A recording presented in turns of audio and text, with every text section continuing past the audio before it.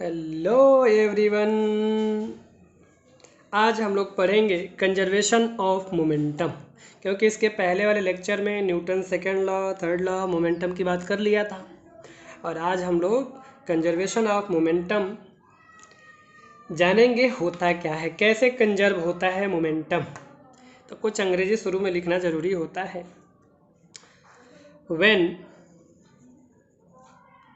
To और मोर means दो या दो से अधिक bodies act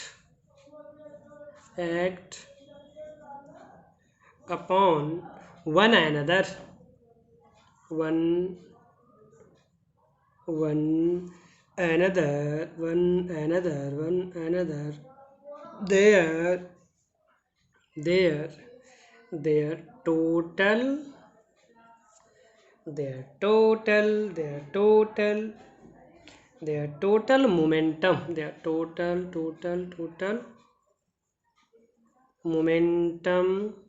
their total momentum remains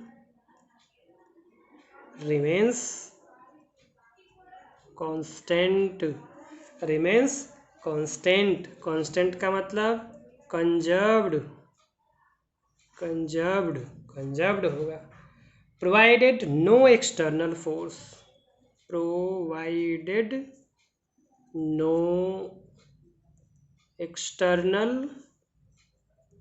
force are acting। इसका सीधा मतलब ये है, क्या सीधा मतलब है कि जो मोमेंटम है वो हमेशा कंजर्व होगा। कैसे? क्योंकि momentum is never created nor destroyed, मतलब न ही हम इसे क्रिएट कर सकते हैं और न ही डिस्ट्रॉय कर सकते हैं। Momentum is never created nor destroyed। इसका मतलब ही यही हुआ, इसको न तो हम क्रिएट कर सकते हैं, न ही डिस्ट्रॉय, न ही नष्ट कर सकते हैं। चलो अब हम सीधा समझते हैं होता क्या है। ये क्या होता है, आखिर होता क्या है, क्या होता है, वही तो मैं बताने की कोशिश कर रहा हूँ, बताने चल रहा हूँ। अब इसको समझने के लिए हम दो बॉडी लेंगे। एक बॉडी हो गया जिसका मास m1 हो गया, दूसरी बॉडी हो गई जिसका मास m2 हो गया। अब ये हो सकता है ये रेस्ट पे हो, ये रेस्ट पे नहीं हो सकता, इधर है ना, हमको इधर मूव कराना है। इसकी वेलोसिटी u1 मान लिया, इसकी इनिशियल वेलोसिटी u2 मान लिया। अब बोलोगे दोनों के एक डायरेक्शन में क्यों लिया? भाई ले लो ना, इसको इधर ले लो, मतलब किसी भी तरह से ये दोनों आपस में कोलिजन करने चाहिए, टकराने चाहिए, लड़ने चाहिए, भिड़ने चाहिए। तो ये वेलोसिटी अधिक होगी इससे, तभी तो ये कुछ ला के लड़ेगा, तभी तो कोलाइड होगा, अदरवाइज कोलिजन नहीं होगा। ऐसा मान लेते हैं, बाकी कोई दिक्कत नहीं, जैसा चाहे वैसा ले। अब मान लेते हैं ये अधिक, इसकी वेलोसिटी अधिक, ये आके एक समय पे इसके पास पहुंच गया कोलिजन करने के लिए, मतलब थप्पड़ मारने के लिए। चलो कोई नहीं, पहुंच गया, पहुंचने दो। अब जब से ही कोलिजन होगा, कोलिजन के बाद क्या होगा, ये कोलिजन के बाद दोनों अलग अलग होंगे कोलिजन के बाद दोनों अलग अलग हो जाएंगे, तो मास तो वही रहेगा m1 m2। देखो कोलिजन से पहले इसकी वेलोसिटी u1, इसकी u2, इनिशियल वेलोसिटी, ये भी इनिशियल वेलोसिटी। कोलिजन के बाद फाइनल वेलोसिटी होगी, तो इसकी फाइनल वेलोसिटी v1, इसकी फाइनल वेलोसिटी v2। अब इसको भी चाहे जिधर भी ले लो। अब दो ऐसे कोलाइड हुए हैं, तो कोलाइड होने के बाद एक इधर चला जाएगा, एक इधर चला जाएगा, एक उधर चला जाएगा। अरे भाई उसकी मतलब डिपेंड करेगा कोलिजन किस तरह हुआ। तो हम मान लेते हैं इधर है, इसमें भाई नाराज मत हो, ठीक है, किधर भी हम ले सकते, ऐसे लेंगे कि वो एक दूसरे से दूर जाएंगे आफ्टर कोलिजन, राइट। अब हम लोग पढ़ रहे हैं कंजर्वेशन ऑफ मोमेंटम। कंजर्वेशन मतलब कोलिजन से पहले जो मोमेंटम होगा वही कोलिजन के बाद होगा।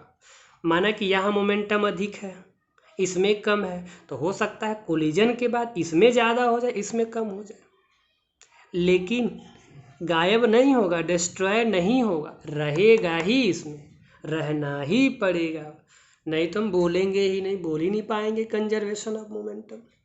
बात समझ में आ रही है? आ रही है, बिल्कुल आ रही है। धीमे धीमे धीमे धीमे ही तो चल रहे हैं ताकि समझ में आए। अब मोमेंटम निकाल लेते हैं।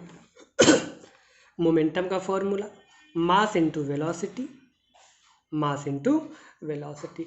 इसका मोमेंटम क्या होगा? मास प्रोडक्ट ऑफ वेलोसिटी। इसका इनिशियल मोमेंटम हो गया। इसका मोमेंटम क्या है? तो इसका मास m2 इसके वेलोसिटी से मल्टीप्लाई कर दिया, इसका मोमेंटम निकल गया। अब इसका मोमेंटम देखेंगे। इसका मोमेंटम कोलिजन के बाद ये है ना, या लिख दें क्या, बिफोर कोलिजन,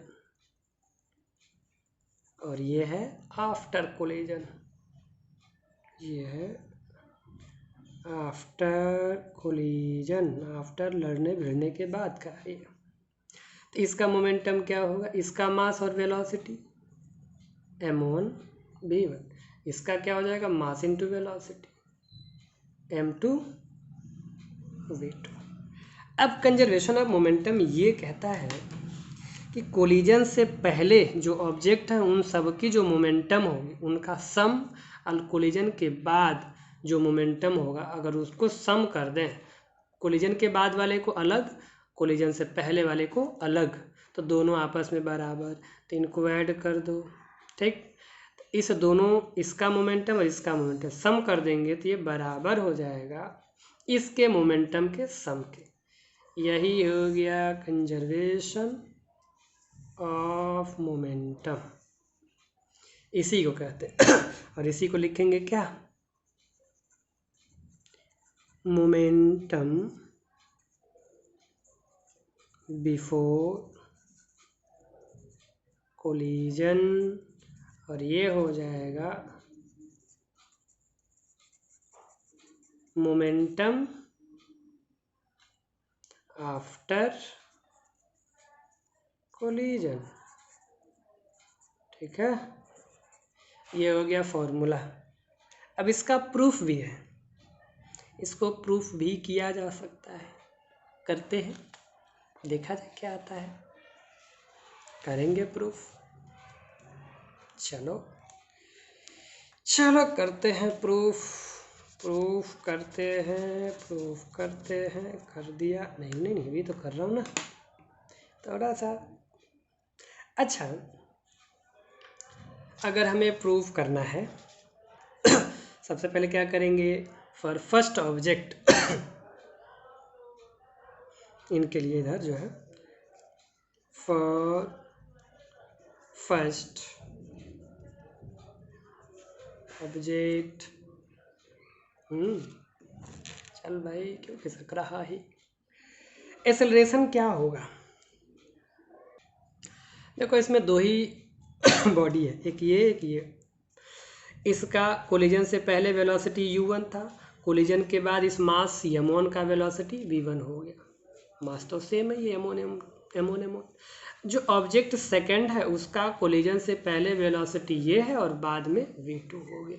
तो एक्सेलरेशन अगर हमें निकालना होगा तो इसी मास का m1 इसका इनिशियल वेलोसिटी यहाँ है, फाइनल वेलोसिटी यहाँ है, तो एक्सेलरेशन निकालते हैं, क्योंकि हमें दिखाना है ना कि मोमेंटम कंजर्व्ड है, फोर्स भी कंजर्व होगा, तो उसी से निकालेंगे। तो इसका एक्सेलरेशन a1 यानी कि पहले इसकी बात कर रहा हूँ, तो एक्सेलरेशन क्या होता है? Final velocity minus initial velocity, तो ये हो जाएगा v1 minus u1 divided by, अब जो टाइम लगा हो, t मान लिया टाइम लग गया, और इसमें जो मास है उस मास को कहा है हमने m1 तो फोर्स क्या होगा? Force F1 is equal to mass m1 है और एक्सेलरेशन a1 है, राइट। तो अब यहाँ से यम1 ऐसे रहने दो, A1 की वैल्यू यहाँ से रख दो, V1 minus U1 by T. ठीक, इसको ऐसे ही रहने दो। ये इक्वेशन देना चाहो तो इक्वेशन दे लो 1। अब क्या करेंगे, अब सेकंड के लिए लेंगे ना, सेकंड ऑब्जेक्ट जो M2 है हमारा, फॉर सेकंड ऑब्जेक्ट या मास, फॉर सेकेंड ऑब्जेक्ट, इसका एक्सेलरेशन, क्या कंजस्टेड हो रहा है, इधर निकाल लेते हैं। चलो, इधर इसका एक्सेलरेशन A2, तो फाइनल वेलोसिटी M2 का ये रहा, V2 इनिशियल इसका ये हो गया और ये हो गया टाइम। और मास क्या होगा, मास मास मास मास हो जाएगा M2। अब फोर्स क्या होगा, तो फोर्स हो जाएगा F2 is equal to M2 A2। अब रख देते हैं A2 की वैल्यू, AT की वैल्यू ये है, AT नहीं होता, A2 होता है, A2 होता है, AT होता है, A2 रख देते हैं, रख दिया ऐसे, रख दिया ऐसे। अब रखने के बाद से इसको इक्वेशन 2 कह देते हैं। और हम ये जानते हैं न्यूटन थर्ड लॉ से कि जब M1 फोर्स इस पे जितना लगाएगा उतना ही M2 भी इस पे लगाएगा, जितना तेजिया इसको थप्पड़ मारेगा खिंचे धड़ाक धमा, वैसे उतनी ये भी मारेगा। और नो, देखो भाई लाइट तो चली गई, लेकिन व्यवस्था करके मैं कर रहा हूँ। तो ये हो गया हमारे पास M2। अब इक्वेशन 1 और 2 को क्या करेंगे, इक्वेट कर देंगे। इक्वेशन 1 और 2 को जैसे ही इक्वेट करेंगे, हाँ न्यूटन थर्ड लॉ से, क्योंकि न्यूटन थर्ड लॉ क्या कहता है, इक्वल एंड अपोजिट फोर्स। तो ये हो जाएगा F1 is equal to F2 negative sign के साथ। ओके, अब रखते हैं वैल्यू फटाफट। F1 की वैल्यू क्या है, M1 V1 minus U1 by T, यहाँ पे होगा M2 माइनस के साथ, माइनस लगेगा, माइनस रहेगा, ये हो गया V2 minus U2 by T, ऐसे हो गया। तो F1 is equal to minus F2, F1 की वैल्यू यहाँ से रख दिया, M1 V1 minus U1 by T, और F2 की वैल्यू यहाँ से रख दिया फ्रॉम इक्वेशन 2 से, M2 V2 minus U2 by T. ये दोनों बराबर हो गए, नेगेटिव साइन यहाँ पे रहेगा क्योंकि न्यूटन्स थर्ड लॉ, राइट। अब क्या करेंगे, अब इसके बाद उसी सेम इक्वेशन को यहाँ लिख लिया। अब इसके बाद यहाँ से T और T कैंसल आउट, जो बचेगा वो M1 V1 minus U1 is equal to, minus अभी रहने देते हैं, M2 V2 माइनस U2। अब मल्टीप्लाई करेंगे अंदर, M1 V1 minus M1 U1 is equal to, इधर क्या होगा, minus M2 V2 minus minus plus M2 U2। अब ये जो M1 V1 है, M2 V2, इन दोनों को एक साइड और इसको इधर लेके जाते हैं। अब इसको इधर लेके आएंगे तो ये माइनस प्लस हो जाएगा, ये पहले से ऑलरेडी है यहाँ पे M1 V1 प्लस, हाँ, और ये हो जाएगा M2 V2 is equal to, ये पहले से था, इसको यहाँ लिख लेंगे M2 V2, और ये इधर आएगा, ये तो U2 है ना, हाँ U2 U2 नहीं U2 अब इसको लिखेंगे, प्लस माइनस है, इधर आएगा तो प्लस हो जाएगा M2 U1। अब इसको हम ऐसे लिख सकते हैं, इसको इधर लिख लेते हैं, इसको इधर लिख लेते हैं, ये इस साइड और ये इस साइड। तो इसको फिर लिखते हैं, क्या लिखते हैं, यहाँ कुछ छूट गया क्या, M1 U1 है ना, M1, this is M1 U1 plus M2 U2 is equal to m1v1 plus m2v2। ये कुछ दिख रहा क्या है? ये यही तो है जो हमें लाना था। यहाँ पे, यहाँ पे, यहाँ पे, यहाँ पे, ये जो दिख रहा है ना डब्बे में in rectangular form, m1u1 plus m2u2 is equal to m1v1 plus m2v2, यही ले आना था। This is what, this is the equation of conservation of momentum. यही मोमेंटम बिफोर कोलिजन हो गया और ये हो गया मोमेंटम आफ्टर कोलिजन, राइट। तो ये हो गया प्रूफ। यहाँ तक लिख लो, लिख लिया? अच्छा, लिख रहे हो, लिखो, जल्दी लिखो, जल्दी स्क्रीनशॉट ले लो। अब इसके बाद हम लोग क्या करेंगे इसका एप्लीकेशन देखेंगे। एप्लीकेशन हो कहाँ कहाँ होता है। वैसे तो जहाँ भी न्यूटन थर्ड लॉ लगेगा वहाँ होना ही होना है, मास वेलोसिटी, है ना। Application of law of conservation of momentum. Application of this is in rocket, jet aeroplane, right.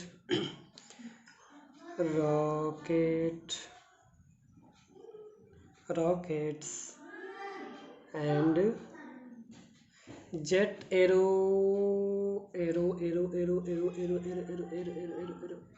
aeroplanes jet aeroplanes work किस पे काम करता है इसके engine? Aeroplanes work on the principal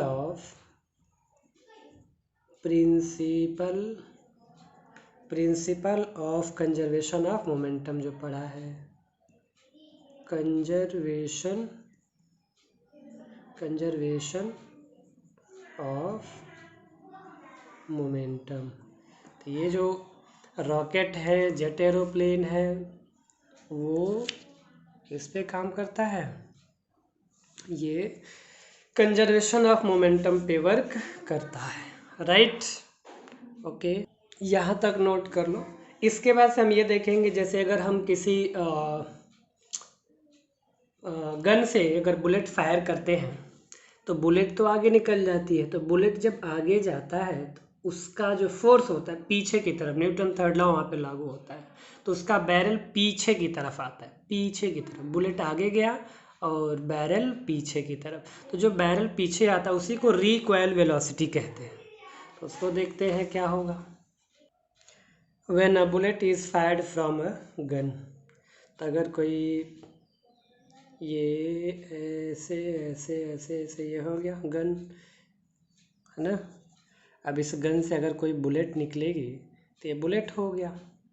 तो बुलेट की वेलोसिटी, फिर इसका मास, फिर इसका मास, फिर इसकी वेलोसिटी। तो ये जो बैरल है ये पीछे की तरफ जब आएगा, ये बुलेट आगे बाहर निकलेगा ऐसे, तो उसी को रिकॉइल वेलोसिटी कहते हैं। This is known as recoil velocity. तो होगा क्या मोमेंटम के फॉर्म में, momentum of bullet, momentum of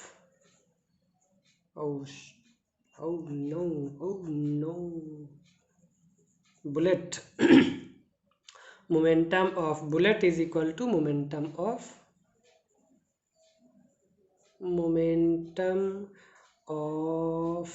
gun, यानी जो बुलेट का मोमेंटम होगा वह गन के मोमेंटम के बराबर होगा।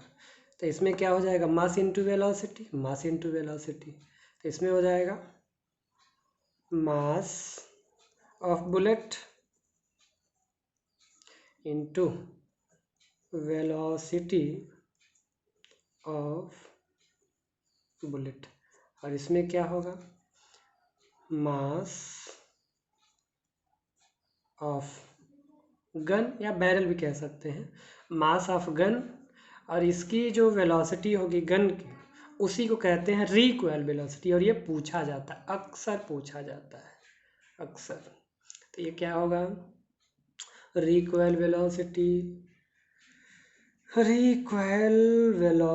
रिकॉइल मीन्स ये पीछे की तरफ आता है, इसीलिए रिकॉइल होता है, रिकॉइल वेलोसिटी ऑफ गन। ये फॉर्मूला याद रखना है। इसी फॉर्मूले पे हम लोग क्वेश्चन को सॉल्व करेंगे। क्या, मास of bullet into velocity of bullet, mass of gun into require velocity. इसको शॉर्ट फॉर्म में लिख सकते हैं m1v ऐसे कुछ कर, लेकिन ज़रूरत नहीं है, यहाँ पे ऐसे फॉर्मूले से याद रखेंगे कि अगर बुलेट का मास लेंगे तो बुलेट की वेलोसिटी होगी, अगर गन का मास लेंगे तो गन की वेलोसिटी, उसी को रिक्वायल वेलोसिटी कहते हैं। ठीक है, ये क्वेश्चन है। A bullet of mass 10 gram is fired from a gun of mass 6 kg with the velocity of 300 meter per second. Calculate the recoil velocity of the gun.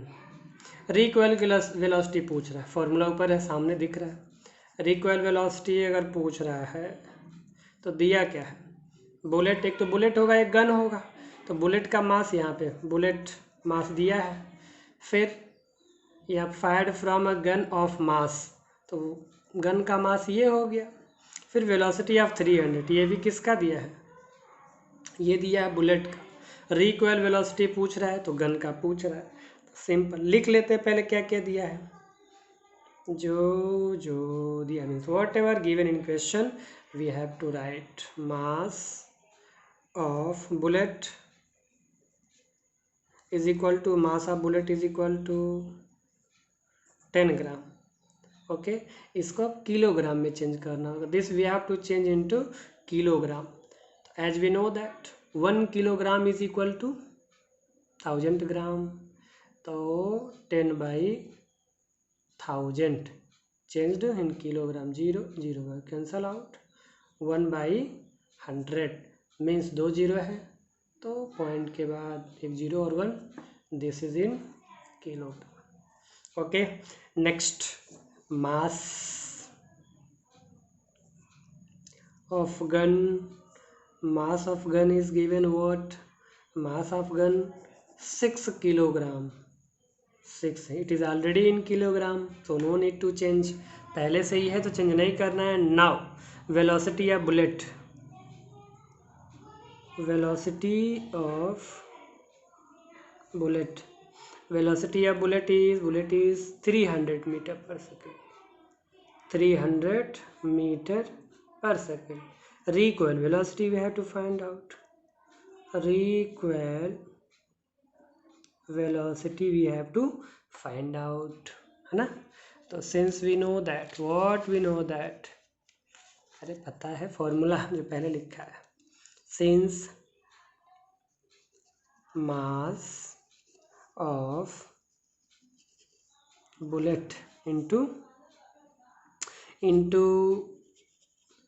velocity of bullet is equal to mass of gun into recoil velocity. Recoil velocity of gun, ये यही हमसे पूछ भी रहा है ये।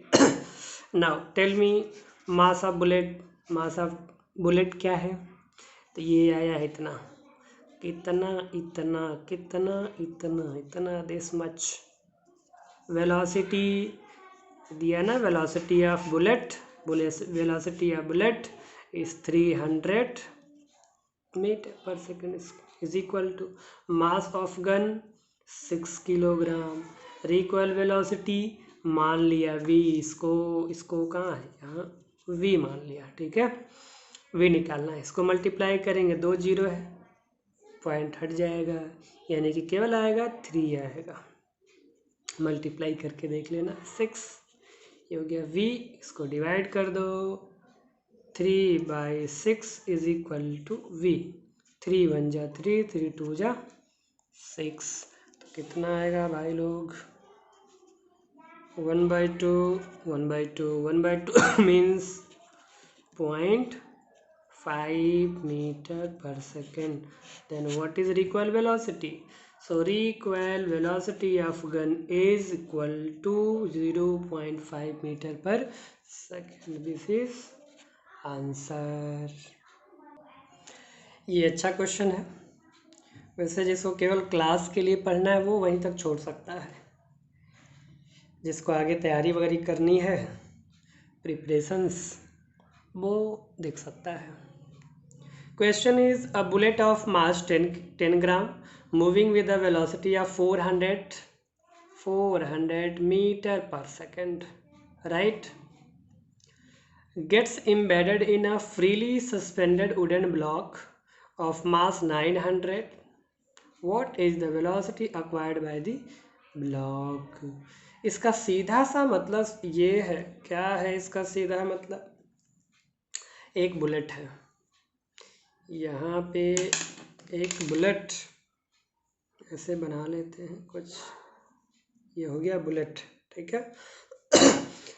ये है बुलेट, बुलेट का मास कितना दिया है, मास मास मास 10 ग्राम, तो ये मास हो गया 10 gram. Velocity moving with a velocity 400 metre per second, तो वेलोसिटी दे दिया है 400 मीटर पर सेकेंड।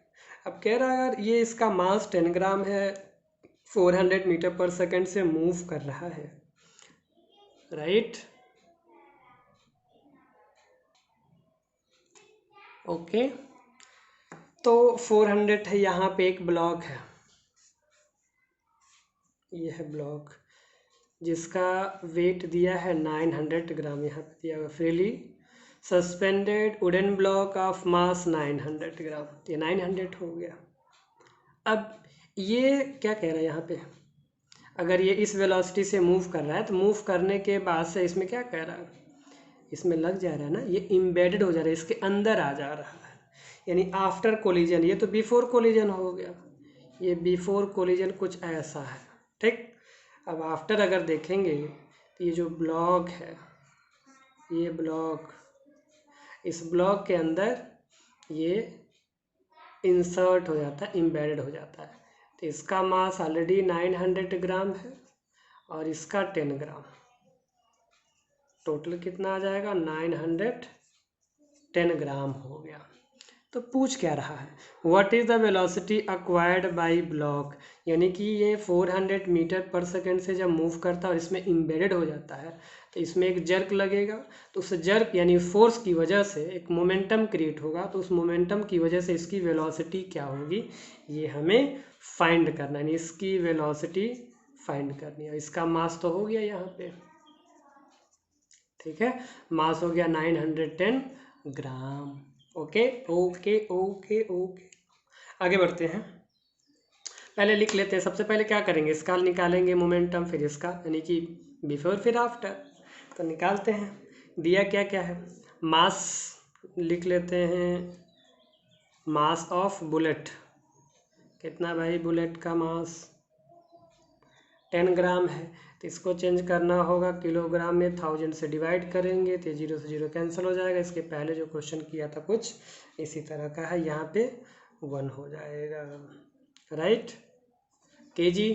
फिर velocity of bullet, velocity of bullet 400 metre already दे चुका है, कोई बात नहीं, दे दिया है। अब ये मास मिल गया, वेलोसिटी मिल गया, तो इसका मोमेंटम मिल जाएगा, मोमेंटम ऑफ द बुलेट निकाल लेते हैं ताकि दोनों को बराबर करना रहे। मोमेंटम ऑफ बुलेट और मोमेंटम ऑफ गन जैसे किए थे वैसे यहाँ भी करेंगे, तो लिख लेते हैं momentum of bullet, mass into velocity, तो मास कितना है, ये मास हो गया, वेलोसिटी 400 है, 2 0 ये हट जाएगा, यानी कि 4 आ जाएगा, 4 किलोग्राम मीटर पर सेकेंड, ये मोमेंटम मिल गया। इसका मोमेंटम चाहिए, तो इसके मोमेंटम के लिए इसका मास तो हम निकाल चुके हैं 910, तो लिखना तो पड़ेगा क्या, mass of wooden block plus bullet भी होगा ना, बुलेट क्योंकि उसमें इंसर्ट हो गया, इसलिए 900 + 10 = 910 ग्राम। अब इसको भी चेंज करना है, इसको भी चेंज करने के लिए क्या करेंगे, डिवाइड करेंगे किससे, 1000 से। क्यों, क्योंकि 1 kg में 1000 ग्राम होता है। 0 से 0 कैंसल, 2 0 है तो 1 2 पॉइंट यहाँ पे आ जाएगा, 91 kg हो गया।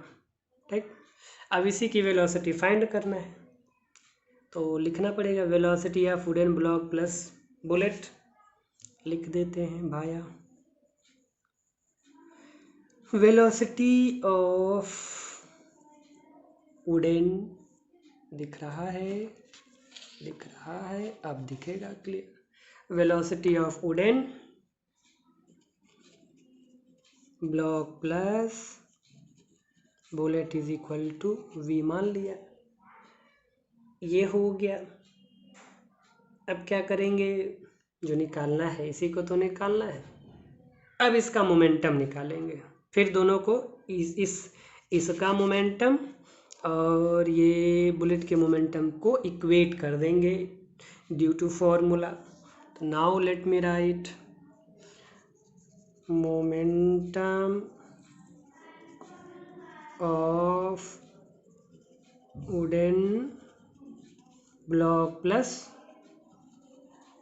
बुलेट इज इक्वल टू क्या होगा, मास इंटू वेलोसिटी। तो टोटल मास कितना आया, 0.091 और वेलोसिटी v निकालना है।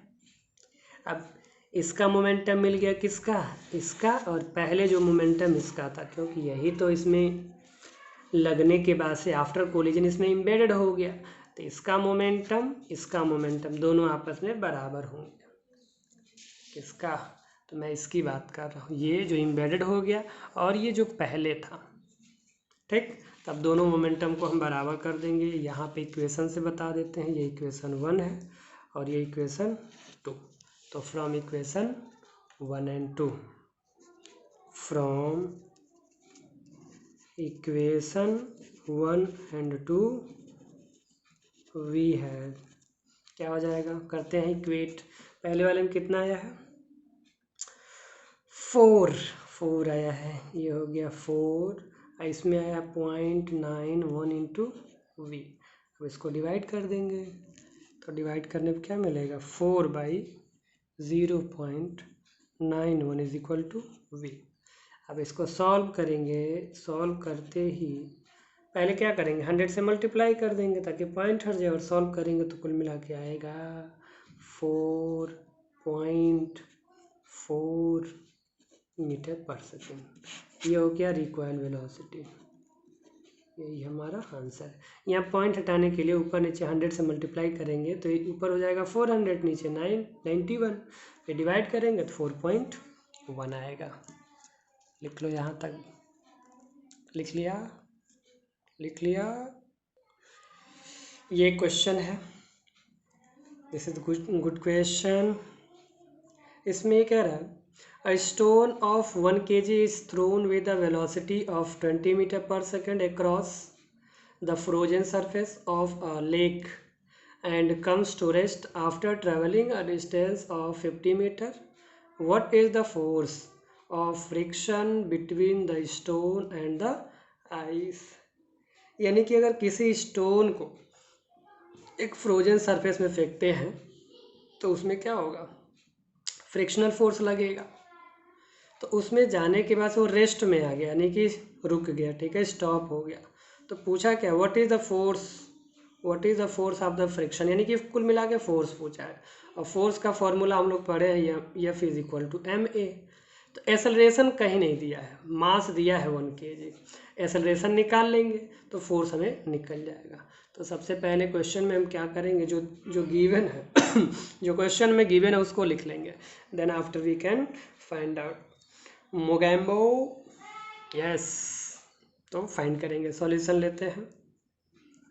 अब ये एक्सेलरेशन निकालने के लिए actually we have to use the equation of motion. There are 3, ये v is equal to u plus a t, s is equal to u t plus half a t square, v square is equal to u square plus 2as।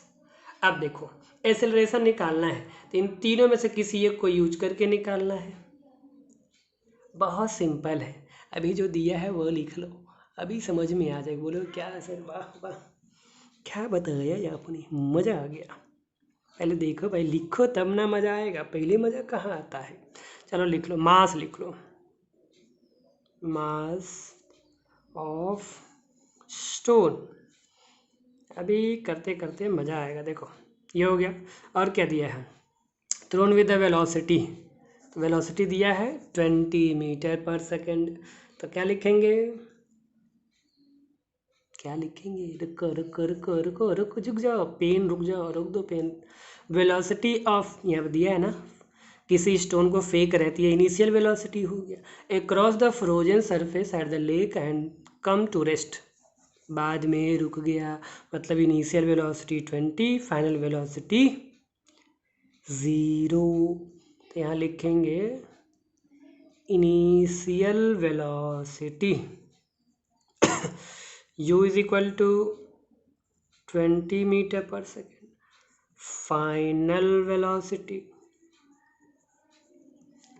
Velocity v is equal to 0। Come to rest ना, rest पे आ गया, पहले जो होगा वो initial, बाद में जो होगा फाइनल। ओके सर, ओके आगे बढ़िए, बढ़ते हैं बढ़ते हैं। After travelling a distance, distance कितना चला 50, चलो distance s is equal to आ गया 50 मीटर आ गया, 50 मीटर आ गया। अब फोर्स पूछा है, फोर्स निकालना है, तो फोर्स निकालने के लिए हमें एक्सेलरेशन चाहिए, मास दिया, एक्सेलरेशन है नहीं पता। अब क्या करेंगे, अब क्या करेंगे, सोचो सोचो सोचो सोचो सोचो सोचो सोचो। अरे देखो देखो, हमारे पास क्या है, u है, v है, s है, इन तीनों को लेके कि इसमें फिट करें। देखो u है, v है, t नहीं है तो ये नहीं लगा सकते ना ना, ये नहीं लगाएंगे। देखो सेकंड वाले में भी t है। अब दो दो वेरिएबल कैसे निकालेंगे यार, तुम ही बताओ कैसे निकालेंगे, a भी निकालना है, t भी निकाले ना। अब इसमें आ जाए, देखो u भी v है, u है, s भी, अब यहाँ से a निकल जाएगा। तो क्या लिखेंगे, फ्रॉम, ये सोचना पड़ेगा, ये सोचना पड़ेगा, ठीक है, फ्रॉम न्यूटन्स, साहब प्रैक्टिस है, एक बार करोगे आ जाएगा, Newton third, from Newton's third equation, equation क्या है, v square is equal to u square plus 2as। जी क्या सर क्या लिखते हैं, देखो फाइनल वेलोसिटी कितना है 0, 0 का स्क्वायर, इनिशियल वेलोसिटी कितना है 20, 20 का स्क्वायर 2, ए को खोज रहे हैं हम लोग बड़ी दिनों से, s 50 दिया है, ये हो गया 0, ये हो गया 20 पावर 2 है तो 2 बार 20 इंटू 20 400, और ये 50 दूनी 100, 52 जा 100, इसको तो खोज ही रहे हैं। अब इसको इधर भेजो तो ये हो जाएगा माइनस, अरे यार दिख भी रहा है, बोलते क्यों नहीं, क्या सर कैसे बोले, देखो ये हो गया 400, ये हो गया 100 इंटू ए। अब इसको भेज दो नीचे, या यहीं से भी हम रिड्यूस कर सकते हैं, बट भेज देते हैं, बुरा मत मानना, बुरा मत मानना, तुम तो लाइक कर दोगे। देखो कितना आ गया, -4 is equal to a, we can say that a is equal to -4 meter per second square। I told you in that lecture की एक्सेलरेशन का यूनिट मीटर पर सेकंड हो, square metre per second square होता है, ऐसा unit. चलो ये मिल गया, acceleration निकालना क्या था, भूलना मत, पर्पज भूलना नहीं चाहिए। पर्पज क्या था, पर्पज था निकालना फोर्स, और फोर्स निकालने का फॉर्मूला है, यहाँ लिखना पड़ेगा, सिंस सेकेंड लॉ से प्रूफ किया था ना, second law of Newton, second law से मास दिया था 1 kg, एक्सेलरेशन दे दिया है -4, तो फोर्स कितना आएगा, जल्दी बोलो जल्दी बोलो जल्दी बोलो जल्दी बोलो, अरे बोलते क्यों नहीं यार, 4 न्यूटन आएगा, दिखा, अब बोलोगे सर माइनस क्यों आ गया है?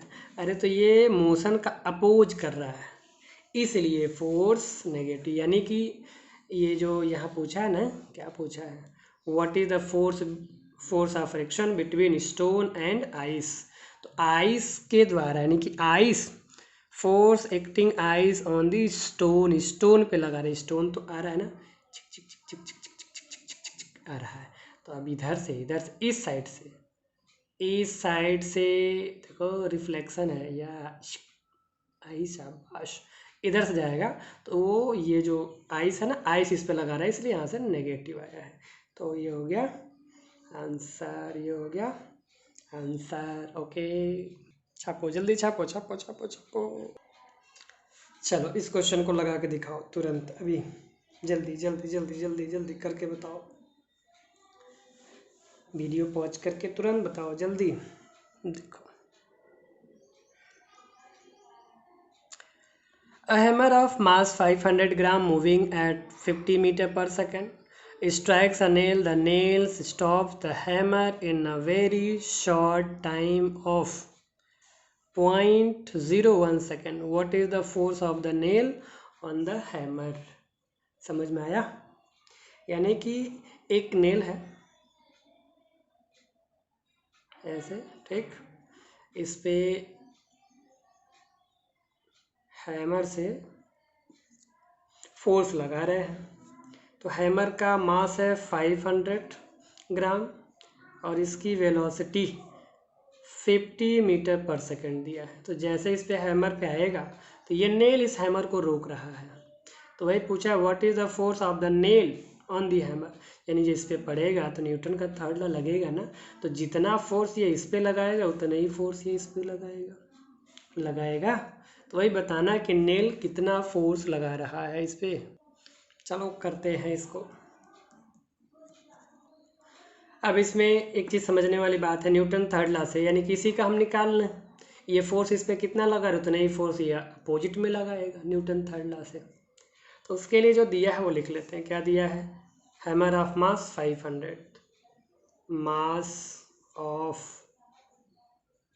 Hammer is equal to 500 gram, velocity, अच्छा एक चीज़ और, मूविंग एट, इस वेलोसिटी से मूव कर रहा है तो ये इसका इनिशियल हो गया, और जैसे ही इस नेल पे पड़ेगा तो ये रुक जाएगा, it will stop, stationary position में आएगा, तो फाइनल वेलोसिटी 0 हो जाएगा। तो ये इसका इनिशियल वेलोसिटी है, initial velocity u is equal to 0, sorry 50 होगा ना भाई, 50 होगा, कहाँ 0 लिखा, कहाँ देखते हो, it is 50 metre per second.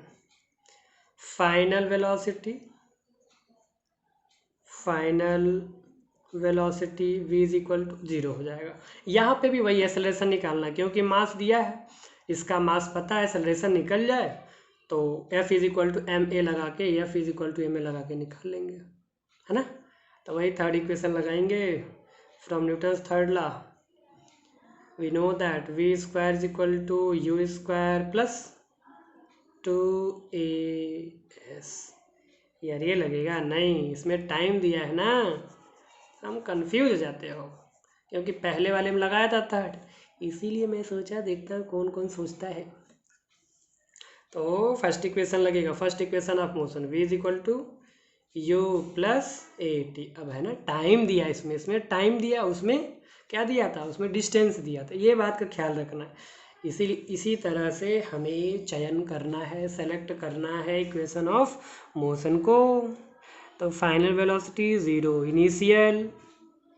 Initial 50 और एक्सेलरेशन निकालना है, टाइम दिया है 0.01। इसको इधर लेके आओ, -50 a इंटू 0.01, इसको इधर भेज दो, -50 by this 0.01 is equal to. अब क्या करो, पॉइंट हटाने के लिए ऊपर नीचे 100 से मल्टीप्लाई कर दो ताकि नीचे का पॉइंट हट जाए। अब 100 का इसमें मल्टीप्लाई करते ही, मल्टीप्लाई दिख नहीं रहा है, अच्छा बोलना चाहिए ना। देखो ये मल्टीप्लाई करते, अरे यार यहाँ पे 1 है, क्या हो रहा है, क्या हो गया भगवान तेरे दरबार में। देखो तो इसका मल्टीप्लाई करेंगे तो -5000 नीचे हो जाएगा 1 इज इक्वल टू ए, हो गया। तो आ जाएगा a is equal to -5000 metre per second square. अब इसी एक्सेलरेशन का यूज करेंगे, यहाँ तक लिख लो, जल्दी लिखो जल्दी लिखो। अब हम लोग आगे बढ़ेंगे, फोर्स निकालना है। F is equal to ma, f m के प्लेस पे कितना दिया था, यहाँ पे 500, तो 500 में 1000 से जैसे डिवाइड करोगे 0 0 0 0, 5 से कटेगा 1, 5 2 जा 10, तो 1/2 आएगा।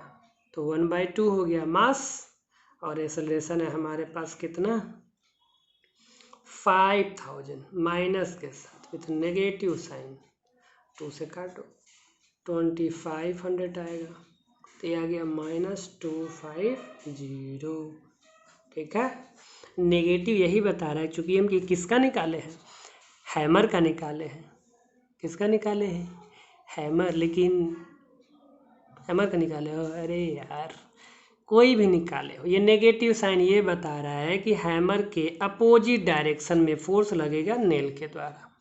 Negative sign shows that what, जो हैमर है, हैमर इस पे फोर्स लगाया कितना 2500 न्यूटन, तो ये नेल इस पे लगाएगा अपोजिट डायरेक्शन में 2500 न्यूटन। ये हमारा फाइनल आंसर हो गया। ओके, अब आगे हम लोग क्या करेंगे बताता। अब ये हमारा सेकेंड चैप्टर जो था, जो हम लोग पढ़ रहे थे, force and laws of motion, finish हुआ। अब इसके बाद से हम लोग पढ़ेंगे अगला चैप्टर ग्रेविटेशन। ठीक है, तो ग्रेविटेशन में हम लोग ग्रेविटेशनल फोर्स पढ़ेंगे। ठीक, जो होता है दो ऑब्जेक्ट के बीच में, F is equal to G m1 m2/r², इसका डेरिवेशन पढ़ेंगे। ठीक है, तब तक के लिए ऑल द बेस्ट, अपना बहुत ख्याल रखें, पढ़ाई करते रहे। ओके सांबा।